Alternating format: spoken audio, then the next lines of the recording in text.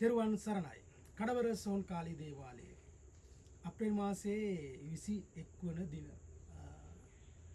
අවුරුදු චාරිත්‍ර වගේම දේවාලයේ කටයුතු තිබුණා. ඉතින් දුරකථන ඇමතුමුත් ආවේ වෙද මහත්තයා කරපු රාජකාරී හරියට කර දුන්නා. ඉතින් අපි අද සතුටින් ඉන්නවා. අද අපි අවුරුදු හරි ආකාරයෙන් සමරනවා. ඉතින් අපි ගාව අද මිල මුදල් තියෙනවා. ඉතින් ඇත්තටම සතුටුයි ඒ දරුවන් ඒ විදියට අවුරුදු සැමරුව ගැන. ඒ වගේම තමයි සමහර දරුවන්ට තිබුණා ආර්ථිකයේ කියන්නේ ඒ දරුවන්ට තමන්ගේ එන මිල මුදල් ව්‍යාපාර වලින් එන මිල මුදල් සම්පූර්ණයෙන්ම අඩපණ වෙලා තිබුණා. ඉතින් මම යන්ත්‍රයක් හදලා දුන්නා. ඉතින් ඒ කට්ටියත් කතා කරේ වෙද මහත්තයා හිතපු නැති විදිහට මට මිල මුදල් ලැබුණා කියලා සතුටුයි කතා කරලා එහෙම කිව් එක සම්බන්ධව ඒ ආකාරයි දරුවනේ මට රාජකාරියක් බාර දුන්නා නම් හොඳින් හෝ නරකින් කර දෙනවා කියලා ඒ දරුවෝ දන්නවා.